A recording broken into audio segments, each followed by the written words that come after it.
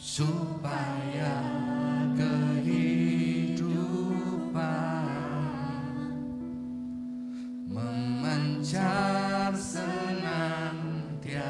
Dengan segenap hati katakan kembali, Tuhan inilah yang ku mau, Kau mengenal hatiku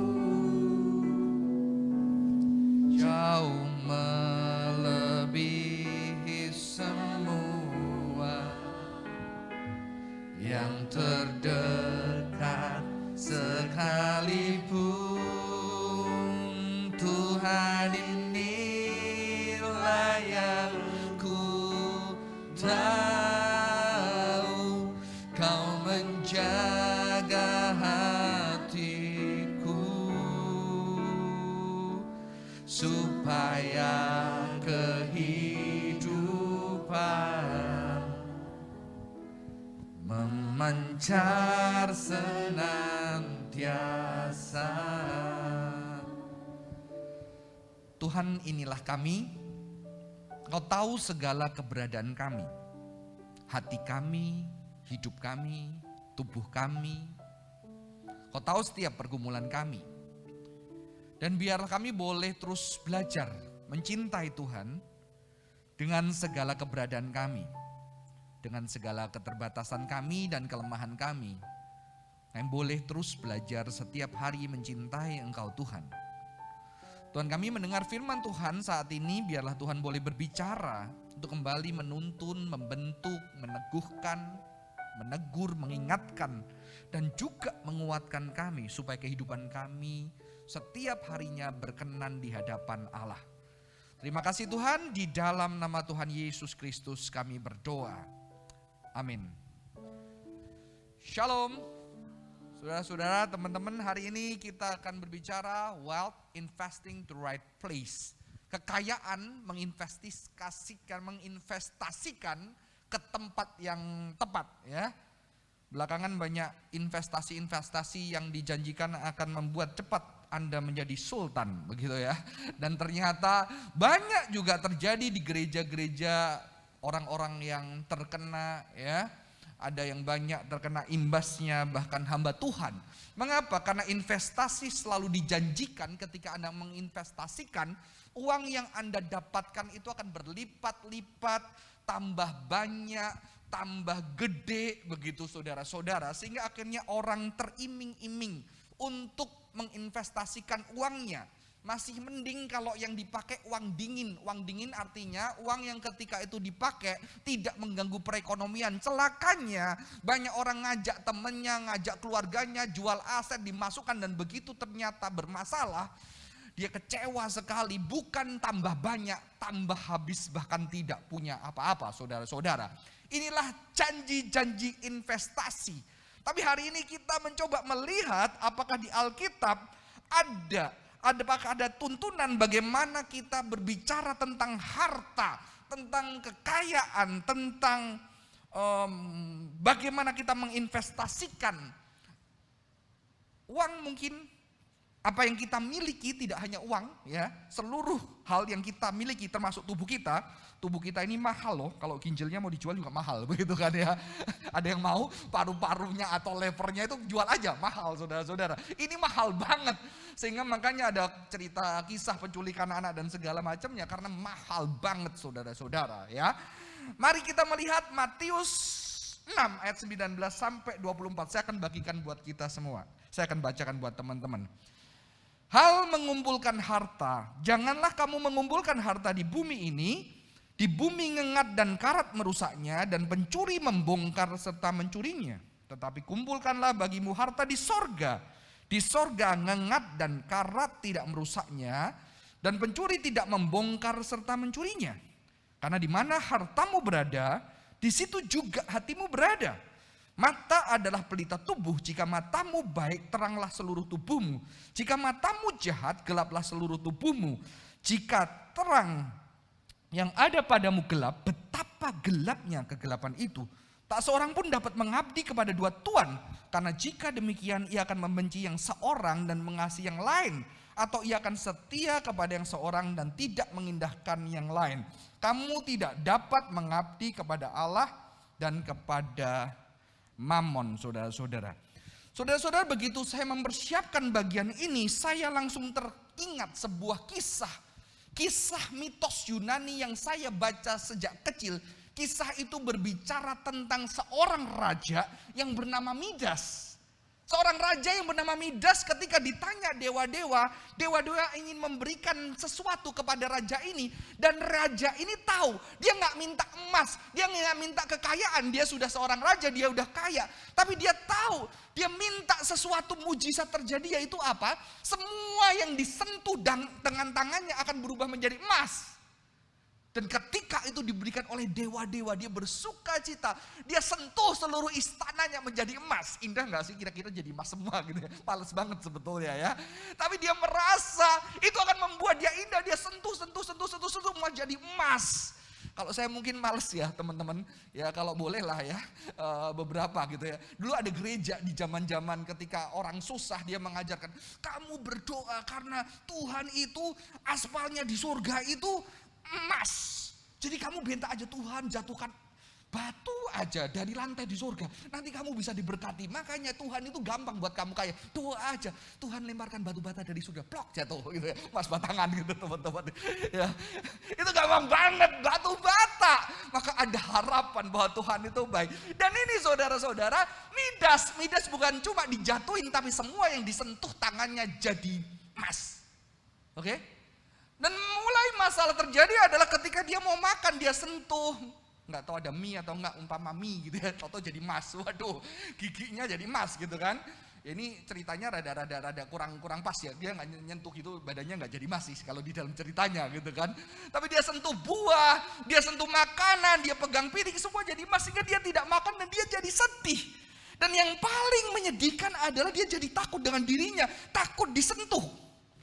Seperti film Elsa dan Anna. Wah, seperti film Multiverse. Enggak spoiler hari ini ya. Dia takut, mengerikan sekali. Punya kuasa merubah segala sesuatu dan emas. Tapi karena dia saking sedihnya, tahu anaknya datang dan itu sudah refleks. Anaknya datang memeluk dan dia memeluk satu anak yang dicintai, dan anak itu menjadi emas. Ya. Jadi sejak zaman kuno di dalam cerita mitologi Yunani, nggak usah Kristen, orang di luar sana juga tahu ada bahaya dengan yang namanya kekayaan, ketamakan. Karena itu bisa mengambil sesuatu yang berharga dari hidupmu. Tidak perlu Alkitab, saudara-saudara, ini mitologi Yunani. Percaya bahwa ada harta yang berbahaya. Ketamaan akan kekayaan itu bisa menghabiskan hidupmu. Ya, di Alkitab ada enggak? Di Alkitab saya langsung teringat kisah. Ada seorang yang bernama Yefta, saudara-saudara. Yefta itu dibuang dari keluarganya, harusnya dia anak pertama, dia jadi anak dari wanita sundal, ya, perempuan sundal, dan akhirnya ketika ayahnya punya anak lain dari istri yang sah, silakan slide selanjutnya, anaknya punya yang lain bisa, Yefta dibuang.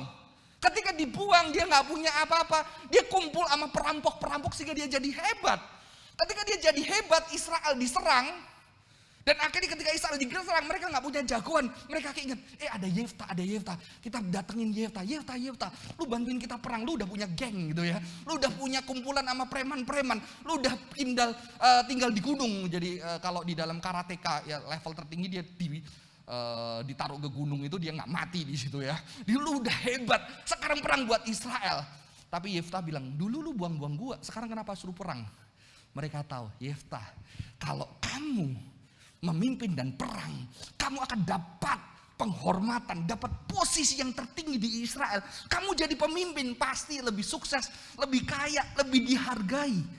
Dan Yefta bukan orang tidak percaya. Dia berdoa kepada Tuhan, Tuhan berkati. Ketika engkau memberkati aku, maka yang pertama keluar dari rumahku, itulah yang akan kupersembahkan kepada Tuhan. Dan ketika Tuhan memberkati, Yefta menang perang. Ketika menang perang, dia pulang ke rumah, anaknya menyambut dia dengan nyanyian sukacita, dengan tamborin gambarannya itu ya. Dia menyanyi menyambut ayahnya, dan itu adalah anaknya satu-satunya yang dia cintai. Dan Yefta menangis karena dia harus mengorbankan anaknya menjadi korban bakaran. Oke? Ada tafsiran yang mengatakan, oh bukan korban bakaran, tapi saya percaya korban bakaran. Oh enggak, buat apa dia nangis? Jelas korban bakaran. Karena pada masa hakim-hakim, orang Israel memang sedang jauh dari Tuhan. Oke? Ini lebih ngeri daripada cerita Midas. Dan di sini saya mengatakan apa teman-teman? Di sini Yefta sedang tertipu dengan satu konsep kekayaan yang pseudo. Bayangan, pseudo wealth. Kekayaan yang semu. Saudara-saudara berbicara tentang harta, saya tidak selalu berbicara tentang sesuatu yang materi. Sesuatu yang uang, kekayaan, emas. No, harta itu sesuatu yang berharga buat kita. Kadang-kadang itu bukan materi. Apalagi ketika Anda nanti sukses, Anda udah punya semuanya. Materi bukan segalanya. Ada sesuatu yang lebih berharga, yang rela Anda capai. Dan Anda pakai uang dan materi itu untuk mencapai itu, betul? Jadi berbicara tentang wealth, jangan berbicara wealth itu hanya uang. Uang itu tempelannya banyak saudara-saudara. Uang itu tempelannya bisa jalan-jalan, bisa enak, bisa direndahin orang, bisa mau apa aja bisa nggak usah bergantung sama orang, banyak. Jadi waktu kita berbicara tentang kekayaan, jangan cuma berbicara tentang uang. Di balik mengapa kita bisa terobsesi, itu ada kisahnya. Ketika kita punya uang, kita punya kuasa. Ketika kita punya uang, kita punya kemudahan. Ketika kita punya uang, kita dianggap. Ketika kita punya uang, kita nggak usah bergantung sama orang. Ketika kita punya uang, orang bergantung sama kita. Betul? Jadi kekayaan di sini, saya melihat bukan hanya kekayaan akan uang. Harta kita bukan hanya uang. Makanya ada lagu, harta yang paling berharga adalah keluarga. Itu loh maksudnya saudara-saudara ya.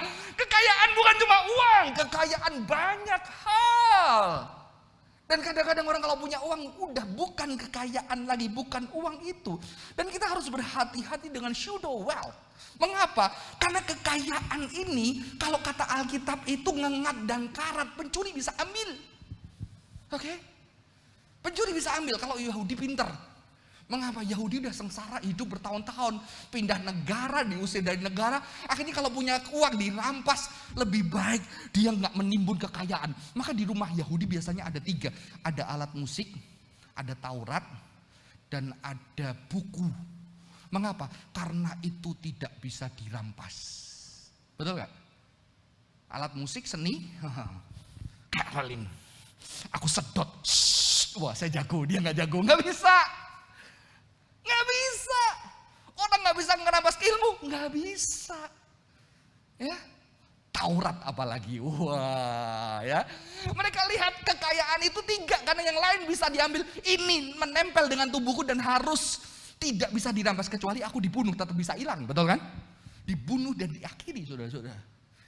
Ya, itu bisa hancur, bisa habis. Orang Yahudi pintar, nggak kayak gitu. Seni, Taurat, dan intellectual knowledge yang menubuh. Ya kalau nggak punya duit cukup banyak, ya kayak saya nggak punya duit cukup banyak, saya bilang mama papa nggak bisa warisin kamu, papa bisa warisin keahlian, karena keahlian tidak bisa disedot dari tubuhmu gitu ya. Itu cara pembelaan saya buat anak saya. Jadi kamu nggak perlu minder gitu teman-teman ya. Saya bisa mewariskan yang berharga selain daripada uang, tapi itu harta, tetap harta saudara-saudara. Tapi Alkitab tadi menjelaskan tidak hanya itu bisa hancur hartanya, tetapi harta itu bisa hancurin kamu. Ngerti? Harta yang kamu pikir berharga, yang bayang-bayang itu, bukan hanya harta itu hancur, tetapi kisah Yefta menunjukkan harta itu menghancurkan harta sejati yang kamu miliki. Oke? Jadi ini lebih dalam, di dalam konteks Yefta adalah apa? Anak yang dia cintai, dia berpikir harta yang berharga buat dia adalah kesuksesan karena dia luka masa kecil. Dan mungkin dia berpikir ketika nanti aku sukses, anakku bahagia. Ketika anak sukses, anakku juga akan bangga sama sama papanya, dia tidak akan dilihat sebagai cucu dari keturunan orang yang tidak baik. Mungkin di dalam cinta dia mau berjuang untuk itu, untuk termasuk anaknya. Tapi ketika dia berjuang dan sampai di sana, dia lupa dan dia justru kehilangan apa yang diperjuangkan. Yefta sayang anaknya, kalau enggak dia enggak menangis, saudara-saudara. Dia mengatakan apa? Dikoyakkannya bajunya sambil berkata, ah anakku, engkau membuat hatiku hancur luluh. Banyak orang-orang modern, ketika dengan budaya media, dengan gadget dan segala macam, kita disuguhi pandangan-pandangan tentang pseudo wealth. Pseudo wealth yang bukan hanya hancur, pseudo wealth yang bisa menghancurkan hidup kita. Dan buat orang seperti saya bisa harta itu pelayanan. Oke? Pelayanan, di pelayanan saya suka ketika saya menjadi berkat, ketika saya mengajar. Banyak anak-anak, thank you kok, kehadiranmu berharga. Dan semakin itu saya merasa berharga, menjadi berkat dipakai Tuhan. Dan itu membuat saya mulai berpikir ulang. Apakah 3 anak saya bisa menuliskan yang sama untuk papanya? Jangan-jangan justru pelayanan saya membuat harta yang paling berharga dari hidup saya hilang. Kehilangan yang paling besar adalah kehilangan di rumah papanya. Saya nyelamatin banyak anak saya kehilangan di rumah saya. Ya.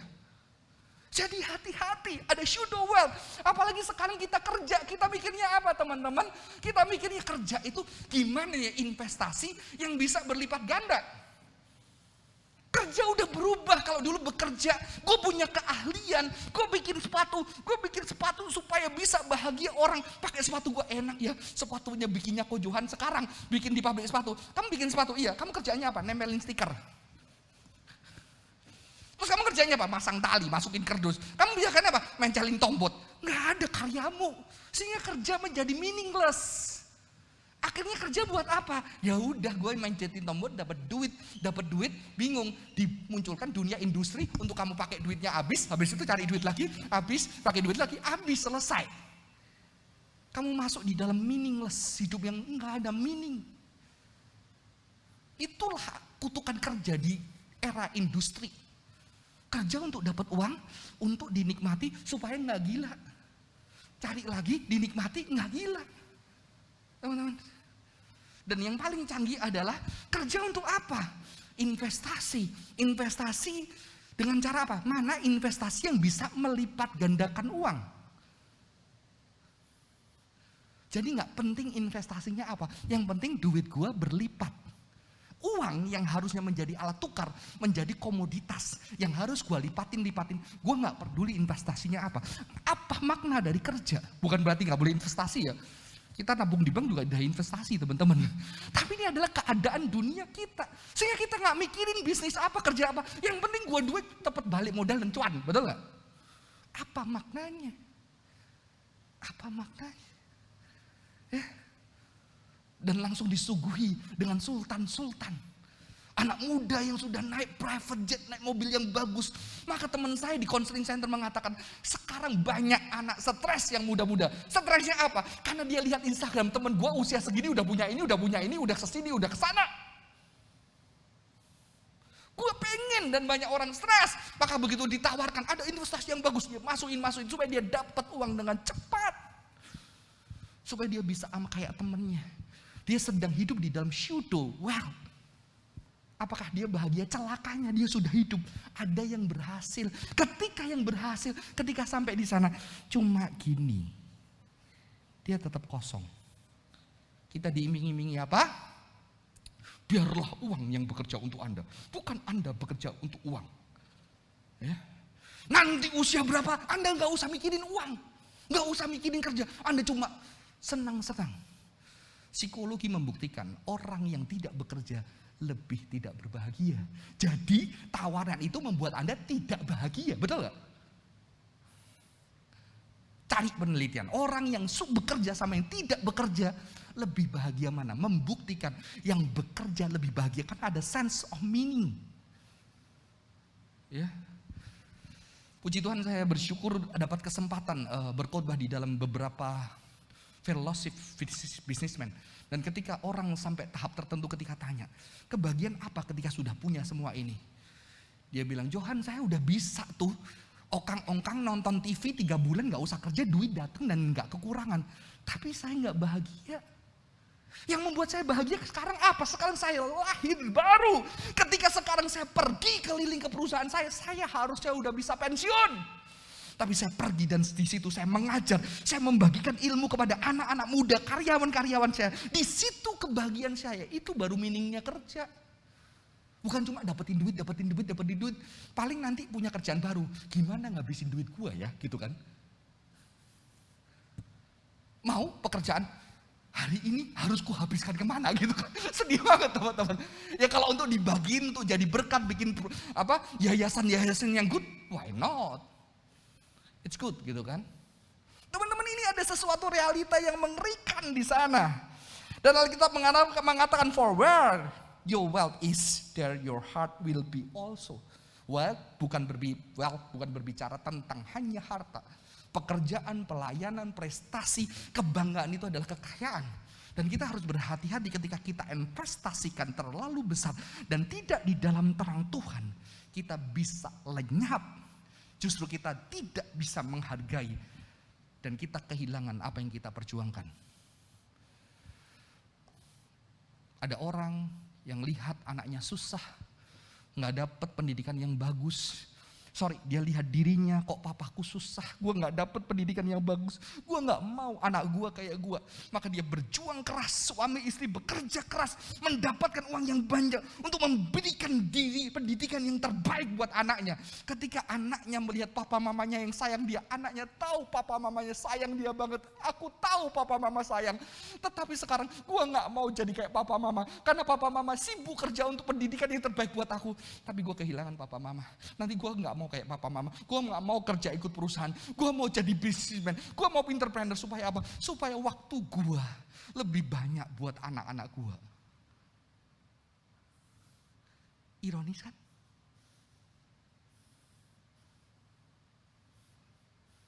Ironis. Iya, kalau dia bisa jadi entrepreneur yang berhasil 10%, ya kan? Bisnismen yang sukses juga 10%. Kalau dia nggak berhasil, kapan dia bahagia? Dan dia tidak bahagia kenapa? Karena dia punya pseudo wealth.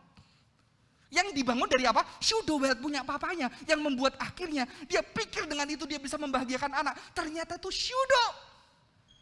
Harta yang paling berharga kehadirannya papanya. Saudara-saudara kita ditipu. Dunia mengajarkan banyak impian-impian yang sebetulnya bayangan untuk membuat kita kesana kemari. Sehingga kita tidak tahu harta yang paling berharga. Dan saya bersyukur ketika membaca bagian ini. Selanjutnya, the eyes is the lamp of the body. Maka milikilah mata yang baik. Saudara, keren banget Alkitab. Ternyata mata yang baik. Kalau kita mata yang baik gimana? Nggak minus, nggak plus. Ya, enggak, mata yang baik itu ternyata generous. Di dalam bahasa aslinya ayin tofah, kata tofah, ayin itu mata yang baik, itu sebuah idiom. Banyak orang Kristen nggak ngerti idiom Yahudi. Jadi mata yang baik itu nggak pelit. Jadi kejarlah harta di surga. Harta di surga itu adalah apa? Mata yang baik, mata yang generous. Kita diajarin dunia apa? Generous. Dapetin ini. Semua makan, jangan mau kalah. Rakus. Dan kita diajar untuk apa? Justru kita tidak mengerti kebahagiaan, betul? Mengapa kita gak pernah bahagia? Karena kita dituntun ajaran yang salah. Jadilah rakus. Kita ambil semua. Kok tetap kosong? Kok tetap kurang? Maka banyak orang gak bahagia walaupun dia udah punya banyak. Karena dia sedang melayani pseudo wealth. Ya, dia melihat secara positif. Generous. Jadi kesalehan Kristen itu sebetulnya kesalehan sejak Alkitab itu jelas. Bisa dilihat, maka mata yang baik itu nggak pelit. Dan orang yang mengejar kekayaan, dia mulai pelit. Dia nggak generous lagi. Dia nggak generous sama orang lain. Dia terobsesi. Termasuk bisa loh di dalam pelayanan saya bisa terobsesi untuk saya mendapatkan apa? Saya melayani baik, saya mendapatkan apa? Oh terima kasih. Saya memikirkan apa? Memikirkan diri saya. Sehingga ketika anak istri saya komplain, saya bilang ini papa sedang melayani Tuhan, pakai bawa Tuhan lagi, gila.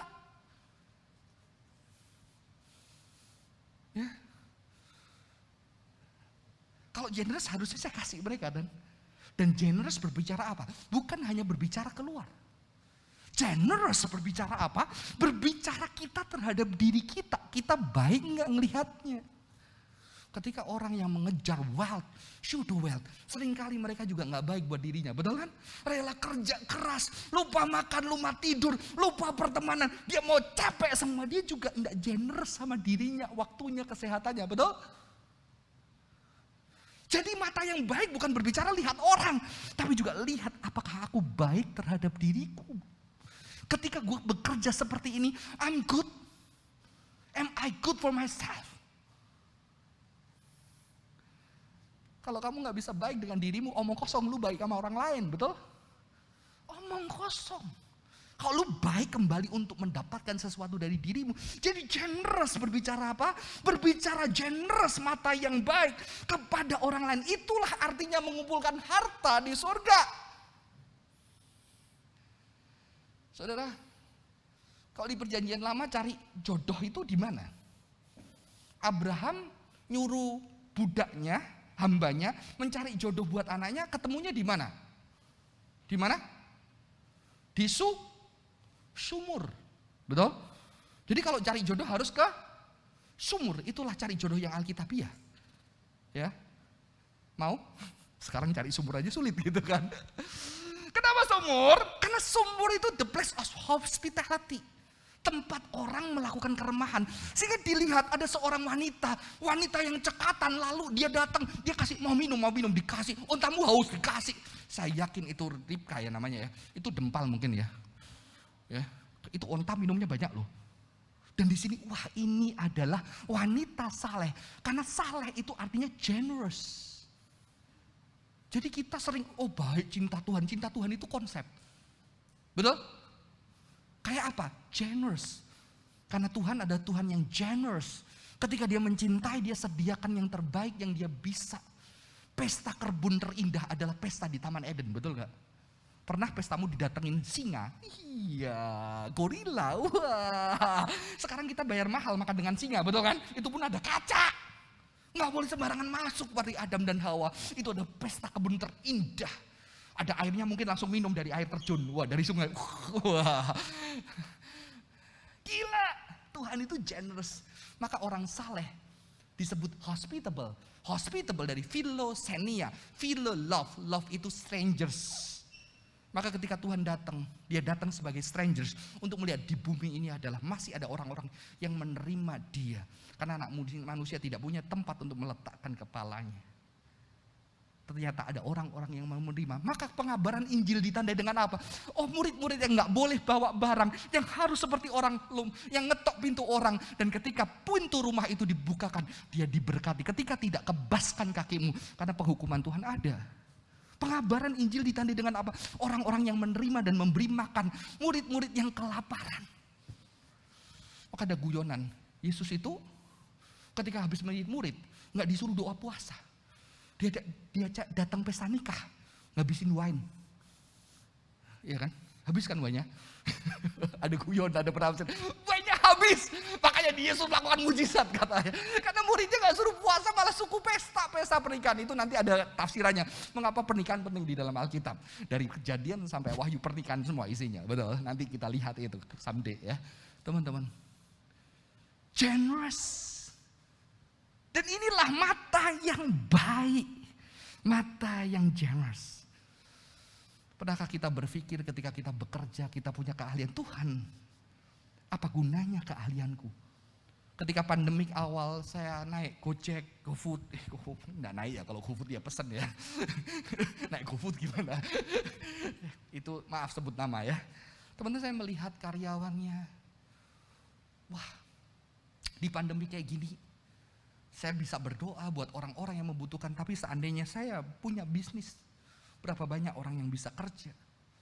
Jujur teman-teman, kenapa ya gue dulu jadi hamba Tuhan ya? Kenapa gue gak jadi bisnismen gitu ya?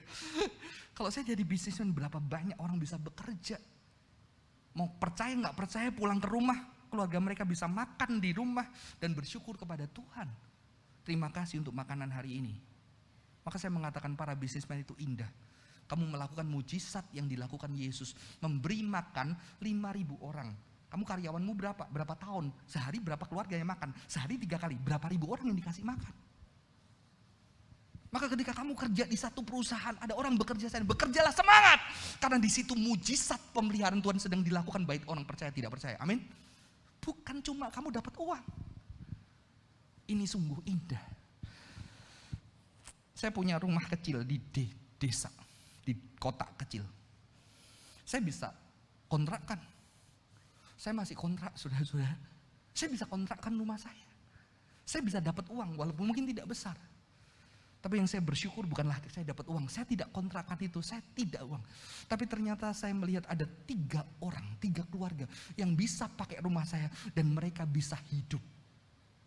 Ada 3 pekerjaan yang bisa dilakukan di rumah saya. Dan saya tidak cas sama sekalipun sepeser rupiah. Dan saya bilang apa? Saya nggak punya rumah. Saya punya rumah kecil yang saya sekarang masih kontrak. Tapi saya menjadi berkat buat 3 keluarga. Dan itu berkat yang besar buat saya. 3 keluarga bisa hidup. Dengan anaknya. Dengan bapaknya yang bekerja. Pakai itu. Satu buat jualan, satu buat bengkel. Nanti ada yang jualan malam, saudara-saudara. Indah sekali. Ya. Saya akan lanjutkan. Having a bad eye. Ternyata a bad eye atau evil eye adalah ayin ra'ah. Ra'ah itu artinya pelit. Jadi ayat ini sekarang gampang ya ngertinya ya. Mata yang baik, mata yang jahat gimana sih gitu ya. Mata yang jahat itu pelit. Ya. Pelit. Stingy. Sehingga kamu tidak rela berkorban buat orang lain. Termasuk juga jahat sama diri itu pelit. Kalau kamu jahat sama diri, gue yakin lu jahat sama orang lain kok. Lu pelit sama orang lain. Karena Alkitab mengatakan mengasihi Tuhan sesama dan diri itu menjadi satu kesatuan. Betul? Apa artinya kamu akan tidak pelit sama orang lain, saudara-saudara. Jadi kita jelas melihat ayat ini. Kita diminta Tuhan memiliki mata yang generous. Kita diminta Tuhan generous. Kita nggak boleh pelit. Karena kalau kamu pelit, disitulah bukan sesuai dengan firman Tuhan. Ketika kamu pelit, kamu nggak generous. Kamu sedang mengumpulkan harta di dunia ini yang bukan hanya ngangat dan karat bisa menghabiskannya, bukan pencuri bisa mengambilnya, tapi harta yang bisa justru mengambil sesuatu yang sungguhnya paling berharga. Harta yang membuat kamu, karena kamu syudo, kamu pegang itu, kamu rasa itu yang harta paling berharga, karena kamu genggam erat dan harta itu menggenggam kamu, kamu sudah tidak punya tangan terbuka untuk menerima harta yang paling berharga. Oke? Kamu udah gak punya. Agustin mengatakan begini, Tuhan itu sudah banyak menyediakan pemberian terbaik buat kita, tapi tangan kita terlalu penuh untuk menerimanya. Betul? Ingat yang pernah punya toxic relationship? Waktu itu kamu merasa pasanganmu inilah yang paling berharga, kamu gak mau lepasin, sampai akhirnya putus, dan kamu marah sama Tuhan. Tapi setelah beberapa tahun, untungnya gue putus sama dia. Betul gak? Ada kan? Kenapa tangan kita menggenggam dan kita tertutup, tidak bisa melihat keindahan. Saya akan lanjutkan, a good eye, a bad eye. A good eye artinya slave to God, menjadi budak Tuhan, hamba Tuhan. Dan Tuhan berbicara tentang love, God is love. Budak Tuhan, Tuhan adalah love atau cinta, maka kita adalah budak cinta. Jadi Anda dan saya harusnya jadi bucin. Amin. Kasih salam bucin, hai bucin gitu. Generous itu bucin. Saya suka loh bahasa bucin. Waktu orang bilang negatif, gila, gue suka banget bucin karena gue bucin gitu ya. Gue kalau suka sesuatu gue kejar mati-matian.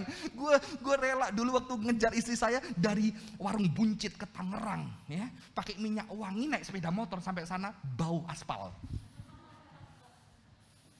Wah, tapi itu semangat perjuangannya gitu ya. Sakit juga sih. Tapi saya percaya banyak anak-anak bucin ketika Tuhan menyentuh dia. Dia juga bakal bucin sama Tuhan, dia kalau pelayanan juga gila-gilaan. Amin. Tapi kalau ditangkap setan juga gila-gilaan, saudara-saudara. Tapi kalau yang pelit, slave to money. Dan ketika slave to money itu pseudo wealth, maka kamu akan kehilangan banyak hal. Salah satunya kamu akan kehilangan kebahagiaan, betul? Tidak hanya Alkitab, mitos-mitos Yunani mengatakan ketika kamu menjadi budak harta, kamu juga kehilangan yaitu hal yang paling membahagiakan kamu. Ya. Maka saya mengutip salah satu tulisan yang tidak tahu siapa penulisnya. Being rich is not how much you have, but how much you give. Kalau lu punya uang berapa M, tapi lu gak bisa kasih orang, lu orang paling miskin. Karena uangmu sudah begitu banyak, lu tetap gak bisa kasih, bener gak? Orang yang miskin itu bahkan banyaknya uangmu. Lu punya 1 M, 2 M, tapi lu kasih 100 juta, berat.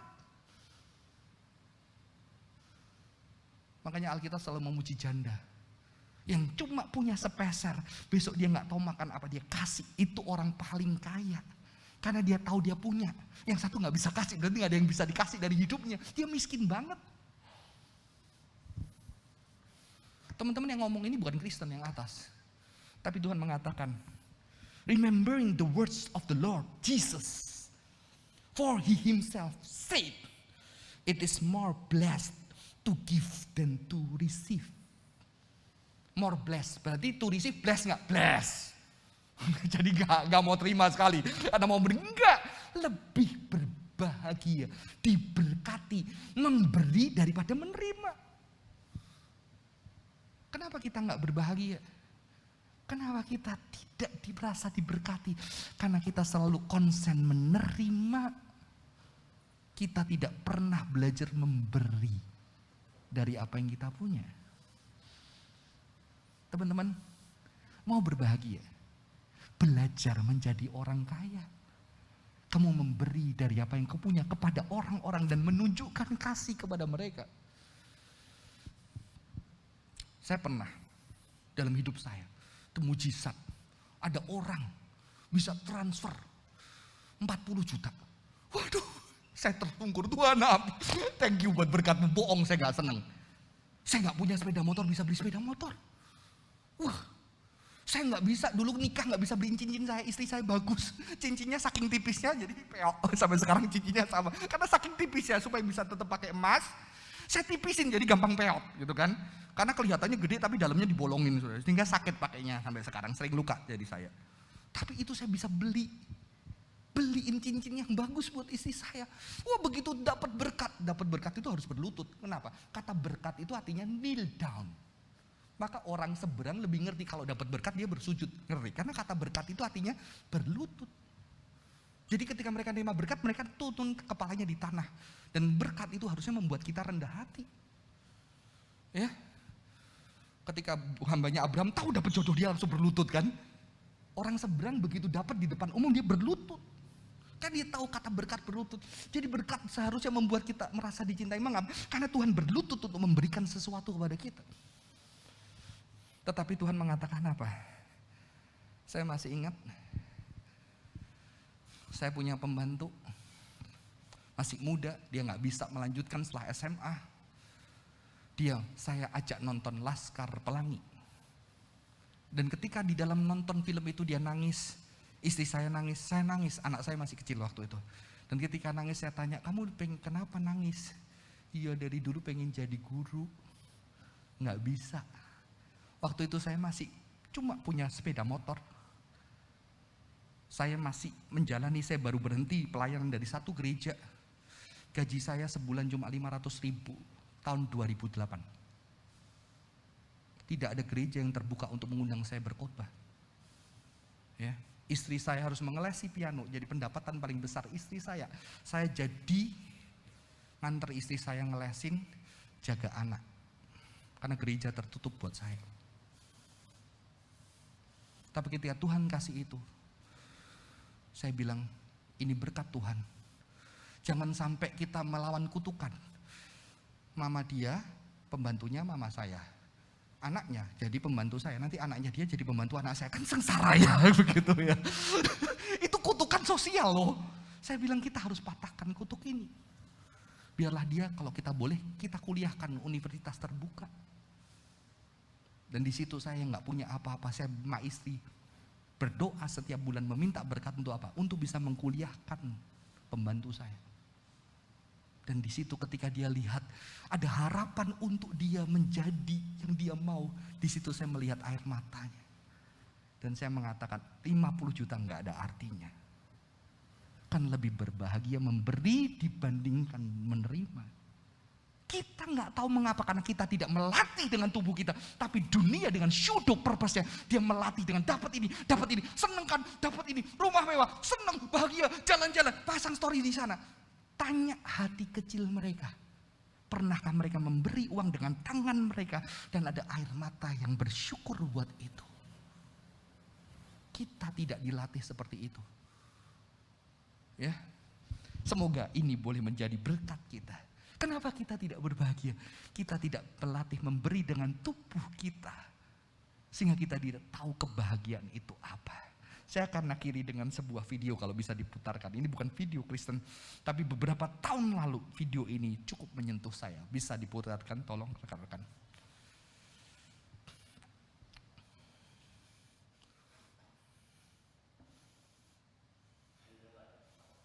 Suaranya boleh dikeraskan. Dia tidak suka ayahnya.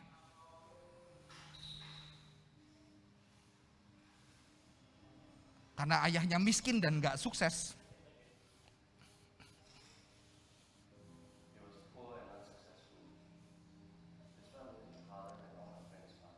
Dia tidak bekerja keras kayak papa-papa temanku.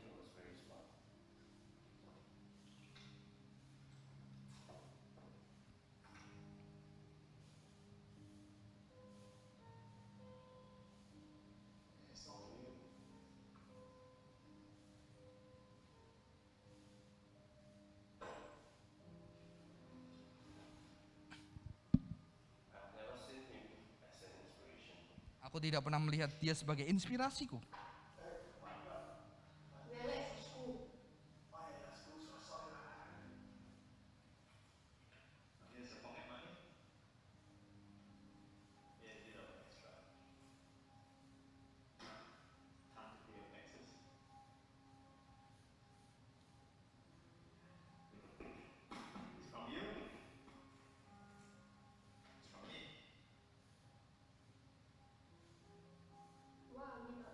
Kenapa kita nggak kaya?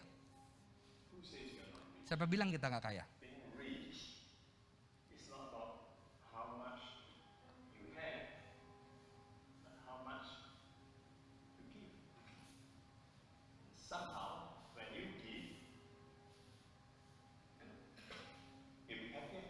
Kamu kan lebih bahagia. Aku nggak bahagia. Aku nggak pengen miskin kayak bapak gua. Dia mulai memunculkan pseudo. Wow. Cari pendidikan yang terbaik, UCLA.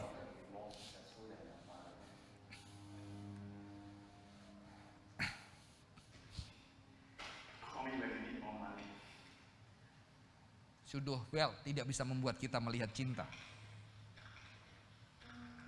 Kita bisa sendiri, kita bisa mencapai yang kita mau. Kita nggak butuh orang lain. Semua di tangan kita.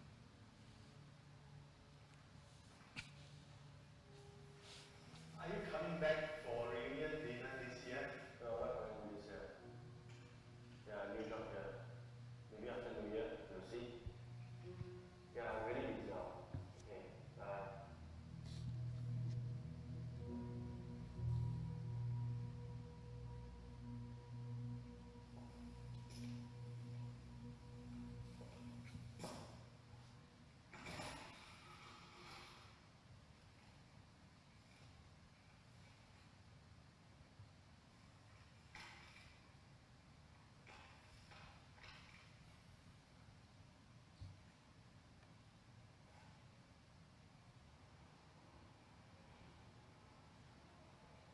Thank you for coming, Mr. Lim. So good to finally meet you in person.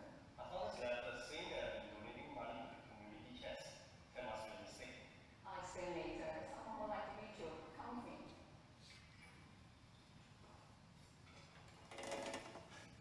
Thank you for coming, Mr. Lin. Your father has told us so much about you.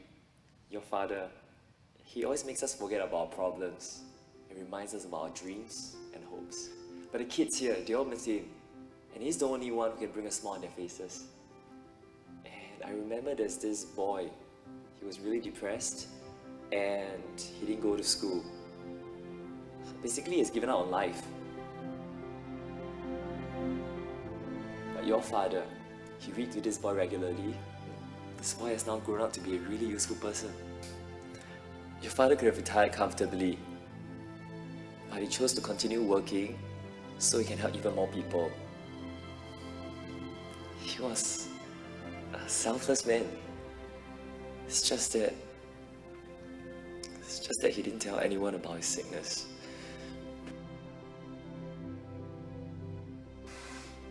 Mr. Lim, I've been trying to reach you.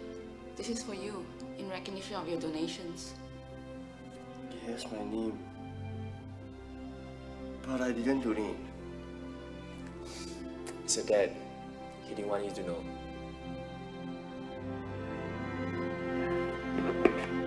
It's from you. It's from me.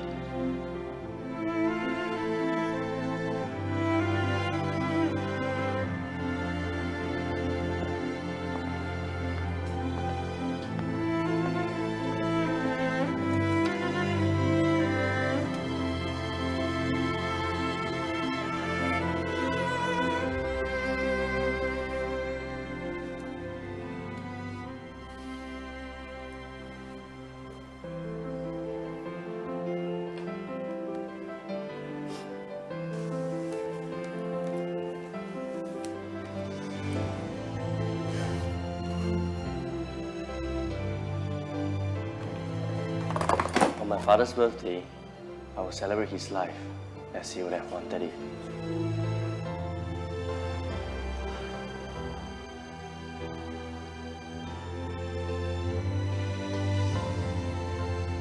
I could almost hear him say, Being rich is not about how much you have, but how much you can give.